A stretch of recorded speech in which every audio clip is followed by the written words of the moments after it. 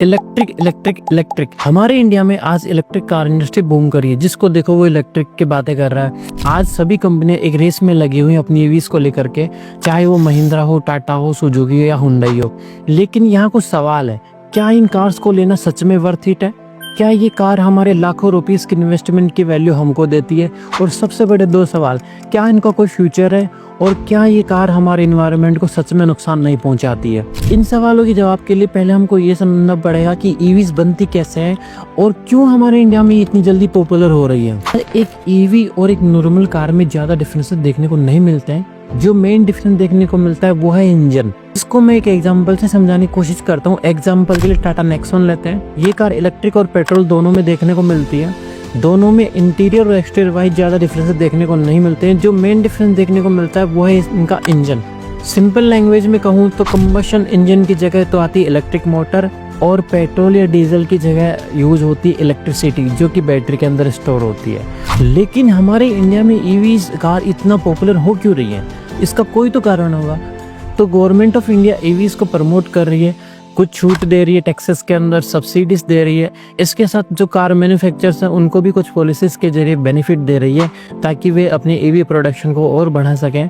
इसके साथ ईवी के अंदर आने वाले बेहतरीन फीचर जो कहीं ना कहीं हमको अट्रैक्ट करते हैं। इसके अलावा इन्फ्लुएंसर द्वारा ईवीज का प्रमोशन, ये कुछ वजह हैं जिनकी वजह से आज ईवी कार हमारे इंडियन मार्केट में बूम कर रही हैं। लेकिन क्या इन कार्स को लेना वर्थ इट है? वेल, इसका जवाब आपकी डिमांड पर निर्भर करता है। अगर आप सिटी में रहते हैं तो शायद ये कार आपके लिए बहुत ज़्यादा यूज़फुल है, क्योंकि सिटी के अंदर आसानी से चार्जिंग स्टेशन मिल जाते हैं और मान लो कभी ख़राब भी हो जाए तो आसानी से आप इसको शोरूम ले जा सकते हैं। लेकिन अगर आप एक लॉन्ग ट्रैवलर हैं, यानी लंबी दूरियां तय करते हैं, तो शायद ईवीज आपको परेशान कर सकती है, क्योंकि हमारे इंडिया में अभी चार्जिंग स्टेशन इतने ज़्यादा अवेलेबल नहीं कि हमको हर जगह मिल जाए। और बाई बैड लक कभी ईवी ख़राब भी हो जाए बीच रास्ते पर तो इसको कोई लोकल मैकेनिक भी सही नहीं कर सकता।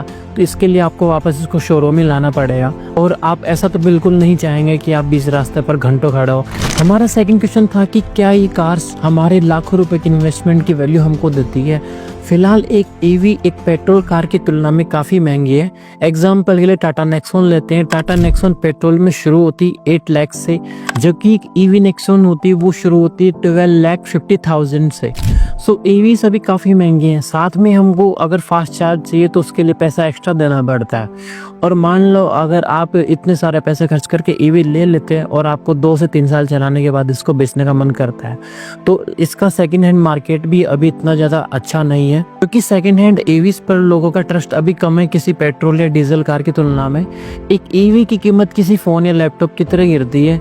एग्जाम्पल के लिए मान लो आपने 2023 में बनी हुई ईवी को खरीदा और आज 2025 में आप इसको सेल करते हैं तो इसकी वैल्यू गिरती है 23%। वहीं अगर ये पेट्रोल या डीजल की कार होती है तो इसकी वैल्यू गिरती है 20%। सो एक ईवी की 3% ज़्यादा वैल्यू गिरती है किसी पेट्रोल या डीजल कार की तुलना में। और इसके साथ अभी ऐसे कोई टूल नहीं है जो इस इलेक्ट्रिक कार की मोटर या बैटरी की कंडीशन का पता कर सकें कि कितनी बैटरी अभी बची है और मोटर की कंडीशन कैसी है। सो एक ईवी की बजाय एक पेट्रोल या डीजल की कार आपके पैसे की वैल्यू आपको ज़्यादा देती है। हमारा थर्ड क्वेश्चन था कि इन ईवीज का कोई फ्यूचर है? हमारे इंडिया में अभी ईवीज डेवलपिंग फेज में है, जहाँ सबसे बड़ी प्रॉब्लम आती है इन ईवीज की बैटरी बनाने में। लेकिन फिर भी हमारी गवर्नमेंट ईवीज को प्रमोट कर रही है, क्योंकि हमारा इंडिया ऑयल के लिए किसी दूसरे देश पर डिपेंड करता है, जिसकी वजह से आज पेट्रोल और डीजल के प्राइसेस काफ़ी हाई है।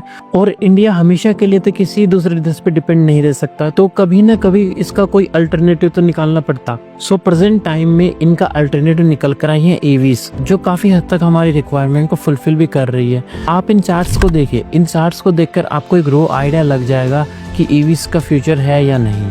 हमारा लास्ट सवाल था, क्या ईवी सच में हमारे इन्वायरमेंट को कोई नुकसान नहीं पहुंचाती? क्या ये सच में ग्रीन है हमारे इन्वायरमेंट के लिए?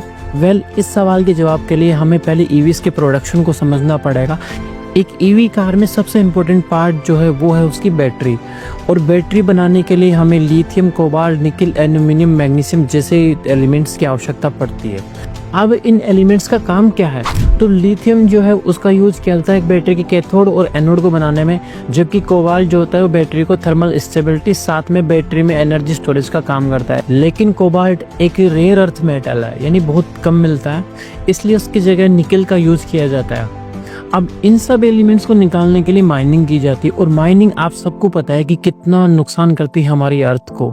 इसको एक एग्जांपल से समझते हैं कि 1 टन लिथियम को निकालने के लिए 2 मिलियन टन वाटर का यूज किया जाता है। मतलब 1 टन लिथियम के लिए 2 मिलियन टन वाटर वेस्ट हो रहा है। आप खुद समझ सकते हैं कि ये कितना ज्यादा अमाउंट है। और मान लो इस वाटर को किसी रिवर या पॉन्ड में डाल दिया जाए तो वो और पोल्यूटेड हो जाता है। और इसके अलावा जब बैटरी की लाइफ कंप्लीट हो जाती है तो उसको डंप कर दिया जाता है, जो ईवीएस को बढ़ाता है। आपके दिमाग में क्वेश्चन जरूर आया होगा कि इसको रीयूज भी तो किया जा सकता है रिसाइकिल करके, लेकिन बैटरी को रिसाइकिल करने की प्रोसेस काफी महंगी और कॉम्प्लेक्स है। और लास्ट प्रॉब्लम है बैटरी चार्जिंग। आप अपनी ईवी को कहाँ चार्ज करते हो? या तो घर पर चार्ज करते हो या फिर किसी चार्जिंग स्टेशन पर।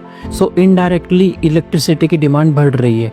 हमारे इंडिया में अभी मैक्सिमम इलेक्ट्रिसिटी प्रोडक्शन कोल से होता है। आप इस रिपोर्ट को देखो, हर साल कोल की डिमांड बढ़ती है और इस डिमांड को पूरा करने के लिए कोल की माइनिंग भी ज़्यादा होती है। साथ में इलेक्ट्रिसिटी प्रोडक्शन के लिए इस कोल को जलाया भी जाता है, जो इन्वायरमेंट को नुकसान पहुंचाता है। सो एक ईवी डायरेक्ट नहीं लेकिन इनडायरेक्टली हमारे इन्वायरमेंट को हार्म कर रही है।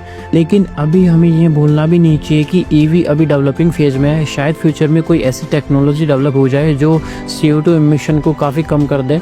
आपको क्या लगता है ईवीज को लेकर? अपना ओपिनियन कमेंट में ज़रूर बताइएगा और ऐसी और इन्फॉर्मेटिव वीडियोस के लिए मेरे चैनल को सब्सक्राइब कीजिएगा।